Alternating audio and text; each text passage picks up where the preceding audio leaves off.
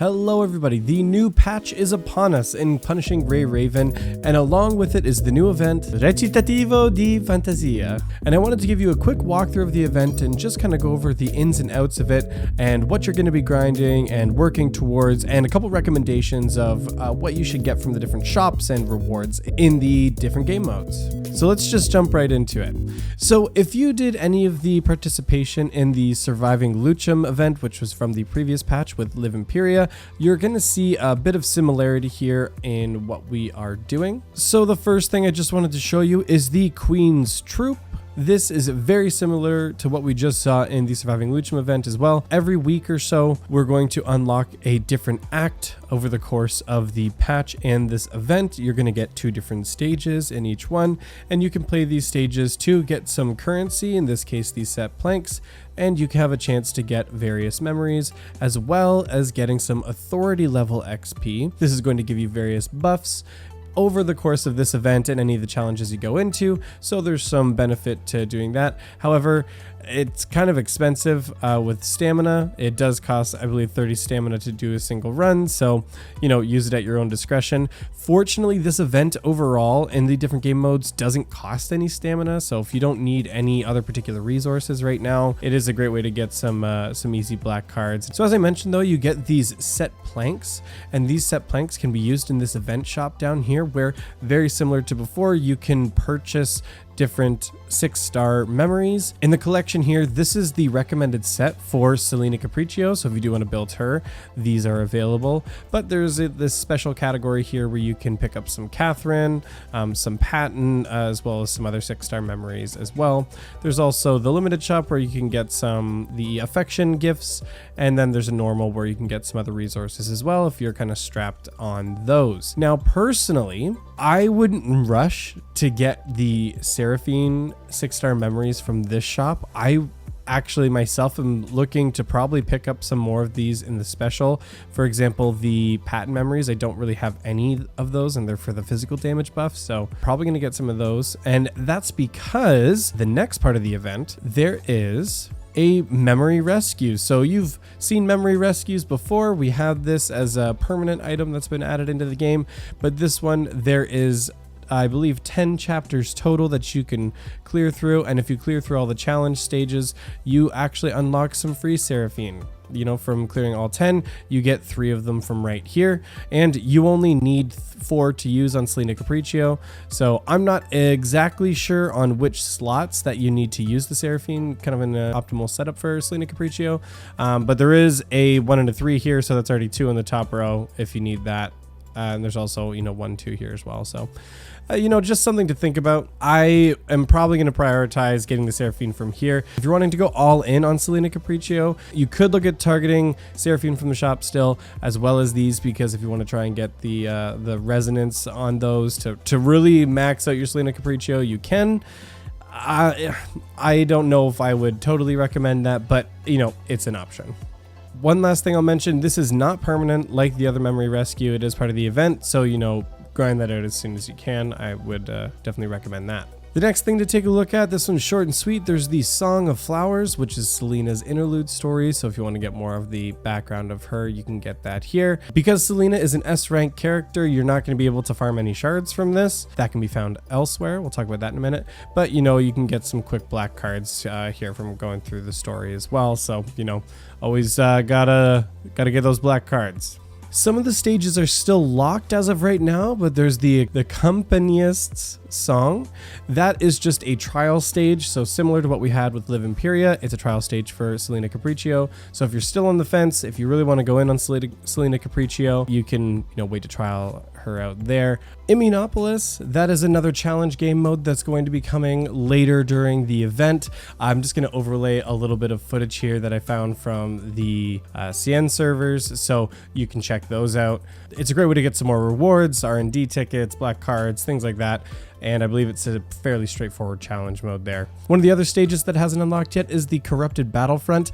That's what we saw in the PV overview, where you could see Lee running around. It's a top-down shooter version of the game. I'll overlay a bit of footage of that here as well, where you can see You know, it got some different challenge modes. That's not unlocked yet, so we're not going to talk about that too much, but from my understanding, it's still fairly straightforward as well. But the big part, and probably the most complicated portion of the whole event, as it is kind of the core of it, is actually getting into the narrative game mode, where you're going to be playing through different stage plays and scenes throughout the event. This is also where you're going to be picking up some Selena shards as well as Ayla's coating.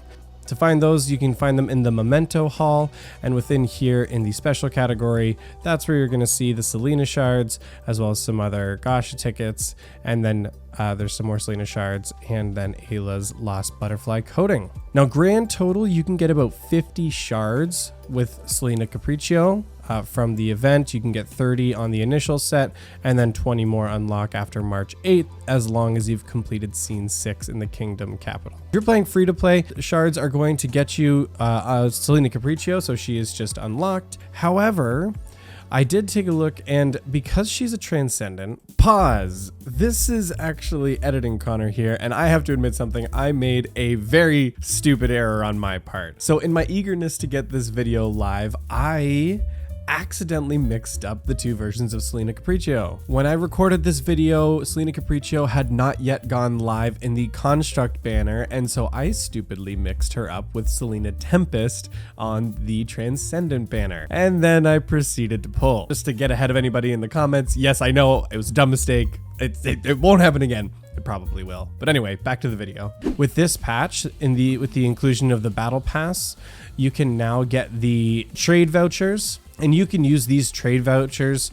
in the shop, in the voucher exchange, to get some additional shards for Selena Capriccio. So if you pull a Selena Capriccio and get the 30 and the 20, you're really close to getting her to triple S pretty quickly. I've been reconsidering it, and I think it's worthwhile. So you know what? What the heck? We just got into this patch. We got lots of time to get more black cards. I'm sitting on almost 7K. Let's do it. There's a new Gacha animation. Let's check it out, shall we? This might be very dumb. Woo! And boop. Here we go. Dun, dun, dun, dun. Oh, there it is. Oh, right. I think that was a double. I think that was a double. Okay, and hey, Selena. Well, great, but there's still a second. Yo! That's awesome. That's the best worst luck I've ever had. It was an 80% chance to get Selena, and I mishit that and got Q. I don't know, Chew? That was the most worthwhile temple I have ever done. Yes! Let's go! But let's get back on topic here. So the narrative game mode is a roguelike labyrinth, meaning it's going to be randomized every single time you go through, what the enemies are going to be, and what the bonuses are going to be when you complete various stages, which is great for replayability, and it is a lot of fun. When you first start off, you're going to be selecting some trial characters, and when you're first picking those trial characters, 3 random characters will pop up. You have the ability to refresh a certain number of times, and then you can only recruit 2 characters on the first set. Every single time you change a scene, however, though, you get to recruit 2 more. So you get 2 at the beginning, you get 2 more after clearing scene 1, and so on until you keep adding up the characters. So when you get into the game, you're going to be given 2 combat stages that you can choose to enter into. You can see and decide based on battle power what you want to tackle, or based on the rewards as well. You can get currency like the cadenza, or you can get a different perk like here we can see romanticism. At the top right hand corner, you're going to see reruns, and that's just the number of attempts. So if you fail, you have 14 more attempts to do it. I believe these reruns are for the whole event though. So you've got 6 scenes to work through. Each scene's got a bunch of nodes. So you want to be careful with it. I haven't failed yet. It's been fairly easy, at least on this kind of entry level beginner mode, but I can definitely see how this would be a little more difficult later on. One of the other rewards that you can get in here is something called a script. The script is what you can use to level up your trial characters when they start off pretty weak.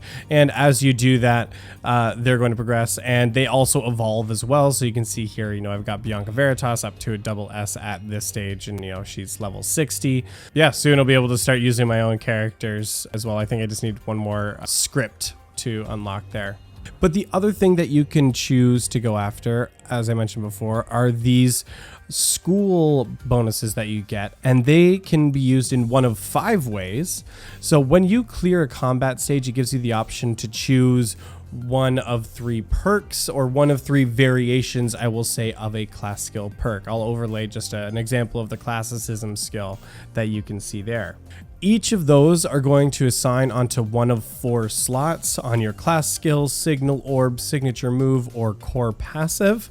These do not stack, so if you pick a different one, it will swap it out. However, when you go through the same school of music, you can get ways to level up the ones that are currently there. So this one, for example, the Monarch Power 3 Fast Strike, started at green 5, and then it went up to a 10, and then I got it up to 15 as of right now as well. The classicism bonus effect that it gives you is you charge energy from performing certain actions. So in this case, it's the class skill, just when you're using that, and I also have it on the core passive too, so every time I trigger those, it gives me an energy charge, and then eventually it just releases 800% attack and true damage. You're going to see that there's some slight variation of the same ability, but it's going to change based on the slot that you're going to assign it through. Play around with the different bonuses. Don't feel like you need to shoehorn yourself into picking a specific elemental type. Some of them will say it's for fire related abilities or other different kind of elemental abilities. Still play around with them. The core passive, these bonus effects aren't really tied to the character's elemental ability. So while these passives might be a little more tied to the element of the characters that you're using, these main bonuses aren't that affected. So I would still say, experiment, play around, and have fun with it. In the early stages, it's really not hard, so it's not that punishing to not pick the exact correct passives to bring along. When you complete a combat stage, you're going to get something called Marg crystals, and you can use those Marg crystals in the shop between scenes. It can be an opportunity to just, get some extra perks or to upgrade your characters again. That's what I had been focusing on, so I got another script when I've been going through this run, for example, because I find just having those base stat increases is really important early on. As you can see here with, the minimum battle power right now is 5,800, and I'm only just over that in scene 3. So as I mentioned in the story stages, don't pressure yourself too much and just play around and have fun with it and see what outcomes that you can get. Like, for example, in the earlier run I did, I searched around in a campfire and I got a gem, and then I used that gem and offered it to try and get myself onto a boat. And it's just a fun way to explore the story, and I would say just have fun with that and don't feel like you need to min-max the story progression right away. Just explore it and have fun. One of the other consequences of a story choice earlier as well is I went and jumped into a tree, but the trees ended up being some enemies and it gave me an additional combat stage. It was not difficult whatsoever, but it was just really funny seeing these random tree units come out and having to quickly fight those. After you've progressed to scene 3, it might be scene 2, you're going to unlock these 2 additional sections here. There's behind the curtain and rehearsal. So behind the curtain is where you're going to unlock additional passives and story options within the event. So in the different categories, Concerto is going to give you different combat buffs, Ballad is going to give you story options, and March is going to give you just additional perks to make the challenges a little bit easier, like additional runs, additional refreshes, and so on, which I think will be more helpful on the higher difficulty stages where you want to build specific elemental teams. Ballad here, I think, is going to be kind of the biggest barrier for unlocking the rest of them, because as you can see, you need to use inspiration to unlock these, which you get from completing the narrative game mode, but there's also prerequisites like Light Up Ballad Kingdom Capital 2. So I've got to come over here and I got to get this unlocked, but there's a modify requirement here, so I got to clear scene 6 branch ending. As far as I can tell so far with like the ballad, for example, it's just clearing the scenes. It's going to unlock additional scenes, just giving you that extra incentive, like I mentioned, to keep replaying it, not only for the different currencies, but just replaying it is going to unlock these other story trees that you can branch through, which is then going to give you the additional, refresh attempts and additional combat boosts, like, an HP boost and so on. The last element here is rehearsals. So rehearsals where there's the different genres of music, and you can actually increase your affection with each of those genres. For example, Impressionism. You can level them up by using the cadenza. This is what it's called, the cadenza. Yes, you can use the cadenza to level up Impressionism, which is just going to give you some extra bonuses when using those perks, as well as getting it to 9 and 10.